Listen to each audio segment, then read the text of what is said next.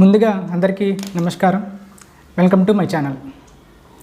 ఈరోజు మనం మాట్లాడుకునేది చాలా సందర్భాల్లో వింటూనే ఉంటాం, చాలామంది ఇది ఫేస్ చేస్తూనే ఉంటారు. ఈ ప్రాబ్లం డబుల్ రిజిస్ట్రేషన్. అసలు డబుల్ రిజిస్ట్రేషన్ అంటే ఏంటి? మనం ఒక భూమిని ఏదన్నా కొన్నప్పుడు దానికి ఒకరు లేదా ఇద్దరు ముగ్గురు కూడా ఉంటుంటారు. రిజిస్ట్రేషన్ వాళ్ళ పేరున కూడా అవుతూ ఉంటుంది. అలా ఎందుకు జరుగుతుంది? దానివల్ల చాలా ఇబ్బంది పడుతున్నారు. కోర్టుల చుట్టూ, పోలీసుల చుట్టూ తిరుగుతూ వాళ్ళ సమయాన్ని, మనీని వృధా చేసుకుంటూ ఉంటున్నారు. మనకి హక్కుగా ఉన్న భూమి మీద మనం రిజిస్ట్రేషన్ చేసుకున్న ఆల్రెడీ వేరే వాళ్ళు కూడా దాని మీద రిజిస్ట్రేషన్ చేసి కబ్జాకు ప్రయత్నిస్తే అప్పుడు మనం లీగల్గా ఎలా ప్రొసీడ్ అవ్వాలి? చట్టబద్ధంగా, న్యాయబద్ధంగా మన భూమిని మనం ఎలా ప్రొటెక్ట్ చేసుకోవాలి? రూపాయి సంపాదించి దాచుకున్న వాటిని భూమి మీద లేదంటే అగ్రికల్చర్ ల్యాండ్ మీద పెట్టుకుంటే ఎవరో వచ్చి ఇలా స్వార్థపరులు వేరే వాళ్ళకి రిజిస్ట్రేషన్ చేస్తే మనం మన హక్కుని ఎలా కాపాడుకోవాలి?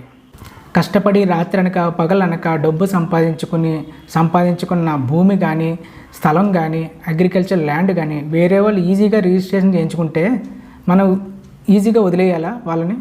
అంతేకాకుండా మన తాతల నుండి, తండ్రుల నుండి వచ్చిన ఆస్తి లేదా మనం సొంతంగా సంపాదించి కొనుగోలు చేసిన ఆస్తిని మన తాతల ప్రమేయం లేకుండా, మన తండ్రుల ప్రమేయం లేకుండా, మన ప్రమేయం కూడా లేకుండా వాటిని వేరే వాళ్ళు రిజిస్ట్రేషన్ చేసుకుంటే లీగల్గా మనం ఎలా ప్రొసీడ్ అవుతాం?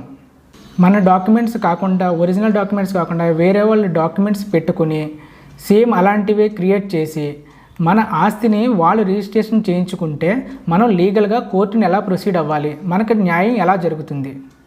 మన దగ్గర ఒరిజినల్ డాక్యుమెంట్స్ ఉండగా వేరే వాళ్ళ దగ్గర ఆ డాక్యుమెంట్స్ ఎలా వచ్చాయి? సంతకాలు ఎలాగొచ్చాయి? స్టాంప్ పేపర్స్ ఎక్కడి నుంచి తీసుకొచ్చారు? ఇవన్నీ మనం రైట్ టు ఇన్ఫర్మేషన్ యాక్ట్ కింద మీ పరిధిలోని తహసీల్దార్ ఆఫీస్ దగ్గరికి వెళ్ళి అక్కడి నుంచి సమాచారాన్ని తీసుకోండి. అదే ఓపెన్ ప్లాట్స్ కానీ లేకపోతే స్థలాలు కానీ అయితే రిజిస్ట్రేషన్ ఆఫీస్కి వెళ్ళి వాటి దగ్గర క్లియర్ డాక్యుమెంట్స్ అన్నీ తీసుకోండి. ఆ డాక్యుమెంట్స్ అన్నీ మీరు తీసుకున్న తర్వాత వెరిఫై చేయాల్సిన బాధ్యత ఏంటంటే దాని మీద సంతకం ఎవరు పెట్టారు, స్టాంప్ పేపర్స్ ఎక్కడి నుంచి తీసుకొచ్చారు, ఇవి ఆధారాలన్నీ మీరు తీసుకుని మీ పరిధిలో ఉన్న పోలీస్ స్టేషన్కి వెళ్ళి వారిపైన మీరు క్రిమినల్ కేసు పెట్టాలి. అలాగే వాటితో పాటు లీగల్ నోటీస్ కూడా వాళ్ళకి పంపించాలి. లీగల్ నోటీస్ పంపించిన తర్వాత వాళ్ళ నుండి వచ్చే రీప్లై ఆధారంగా మీ రియాక్షన్ ఉంటుంది. లీగల్ నోటీస్ పంపించిన తర్వాత అవతల వాళ్ళ నుండి సారీ, పొరపాటు అయిపోయింది, తప్పు జరిగింది అంటే ఇంకక్కడితో అయిపోయింది. లేదు, ఉద్దేశపూర్వకంగానే వాళ్ళు కావాలని చేస్తే మీరు వెంటనే వాళ్ళ మీద ఎఫ్ఐఆర్ ఫైల్ చేయాలి. ఒకవేళ పోలీస్ అధికారి సివిల్ నేచర్ అని చెప్పి మీ కేసు ఫైల్ చేయకపోతే మీరు డైరెక్ట్గానే కోర్టుకు వెళ్ళచ్చు.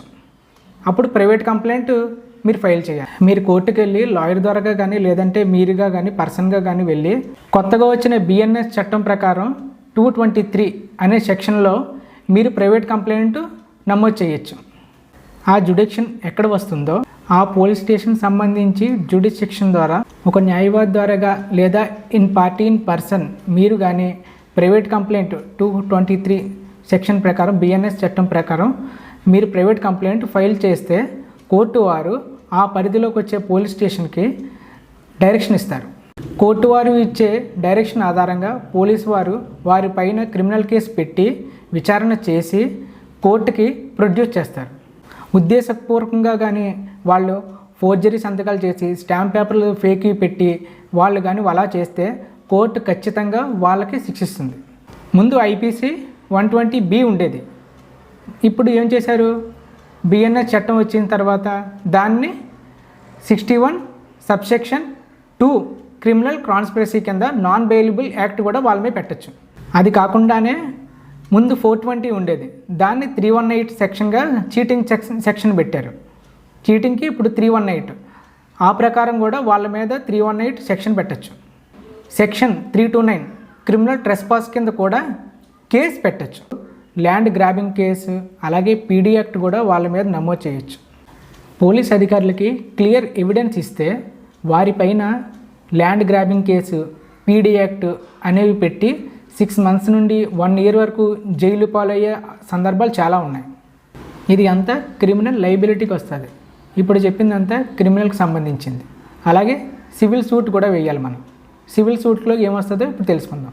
అదే మీరు సివిల్ సూట్ వేసినప్పుడు వాళ్ళు అవతల వాళ్ళ నుంచి రిప్లై వచ్చినప్పుడు పొరపాటు అయిపోయిందంటే అక్కడితో ఓకే, లేకపోతే వెంటనే మీరు సివిల్ సూట్ దాఖలు చేయాలి 3 ఇయర్స్ లోపు. 3 ఇయర్స్ లోపు అని ఎందుకు అంటున్నా అంటే, మన దగ్గరికి ఆ డాక్యుమెంట్స్ వచ్చినా అంటే అవతల వాళ్ళు ఫోర్జరీ చేశారు, స్టాంప్ పేపర్స్ దొంగవి పెట్టారు అని మనకు తెలిసినా కూడా మనం 3 ఇయర్స్ లోపు అది ఫైల్ చేయకపోతే సెక్షన్ 5 ఆఫ్ లిమిటేషన్ యాక్ట్ అనేది చాలా డేంజర్.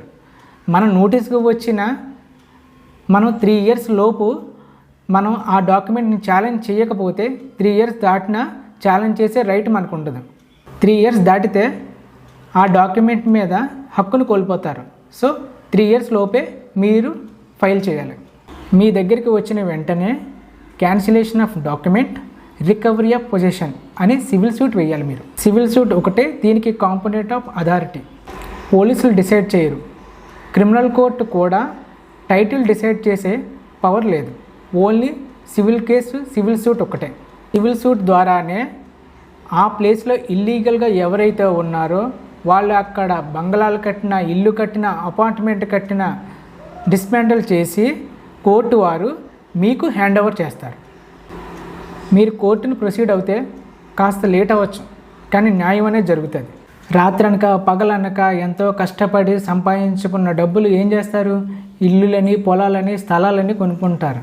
అలాంటిది ఎవరో వచ్చి రిజిస్ట్రేషన్ ఈజీగా చేయించేసుకుంటే మనకి ఎలా ఉంటుంది? అలాంటి వాళ్ళని వదలాలా? అలాంటి వారి మీద సివిల్ కేసు పెట్టాలి, క్రిమినల్ కేసు పెట్టాలి. అలాంటి వారికి ఒక 1 year 6 months జైలు జీవితం అనుభవించి వస్తే రెండో వాడు చేయాలంటే భయపడతాడు. సో అందుకనే మీరు కోర్టులో ఏమవుతుందని లేట్ చేయొద్దు. అలాంటి వారి మీద వెంటనే కేసులు పెట్టండి. కోర్టులో ఇలాంటి కేసులు చాలా పెరిగిపోతున్నాయి. ఏవైనా కొనే ముందు స్థలం కొనాలన్నా, పొలం కొనాలన్నా, ల్యాండ్ కొనాలన్నా, ఇల్లు కొనాలన్నా, అపార్ట్మెంట్ కొనాలన్నా చాలామంది భయపడుతున్నారు. అవన్నీ కొనే ముందు ఏమేమి జాగ్రత్తలు తీసుకోవాలో తర్వాత వీడియోలో చెప్తాను. కాస్త లేట్ అవ్వచ్చు, కానీ న్యాయం జరుగుతుంది. జై హింద్.